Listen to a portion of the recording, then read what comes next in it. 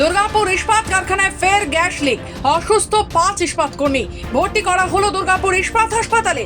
ব্যাপক আতঙ্ক ইস্পাত কারখানা জুড়ে। শুক্রবার রাত্রে দুর্গাপুর ইস্পাত কারখানার ব্লাস্ট ফার্নেসে বিভাগে কার্বন মনোক্সাইড গ্যাস বের হতে থাকে।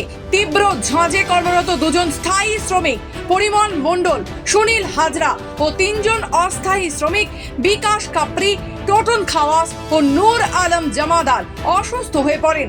সহকর্মীরা তাদের উদ্ধার করে নিয়ে যায় দুর্গাপুর ইস্পাত হাসপাতালে। ভর্তি করা হয়। সকলকেই অক্সিজেন দেওয়া হয়েছে এবং চিকিৎসা চলছে। বলতে গ্যাস তো মনিটরে চেক করছে, তো মনিটর পাচ্ছি, তাও আমরা ওইখানে বলি কম আছে গ্যাস, তাহলে বসে দাঁড়ায় কাজ করি। কাজ করার পর তখন আস্তে আস্তে দেখছি শরীরটা কিরকম দুর্বল লাগছে। দু বেলচা বালি তুলতে গেলেও বালিও তুলতে পারছি না। দিয়ে জল খেলাম, ভগতদা বললো জল খেতে, জল খেলাম, দিয়ে একটু শুলাম। তারপরে তো তখন দেখছি আরও বেশি 400, 450, 500 গ্যাস রয়েছে ওইখানে। আমরা সন্ধে 8টা নাগাদ খবর পাই যে ব্লাস্ট ফার্নাস 2 নম্বরে এরকম গ্যাস লিক হয়েছে এবং গ্যাস লিকের ফলে 5 জন আমাদের সহকর্মী যারা ওখানে কাজ করছিল তারা অসুস্থ হয়ে পড়ে।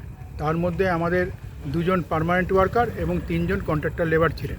এবং আমরা সঙ্গে সঙ্গে খবর পেয়ে হসপিটালে আসি এবং হসপিটালে এসে আমরা দেখি যে 5 জন আমাদের যে সহকর্মী যারা ব্লাস্ট ফার্নাস 2তে কাজ করছিলেন তারা অসুস্থ অবস্থায় তারা আমাদের এমার্জেন্সিতে এসে উপস্থিত হয়েছেন। প্রথমে পিএমইউ, তারপরে আমাদের এখানে এসছেন।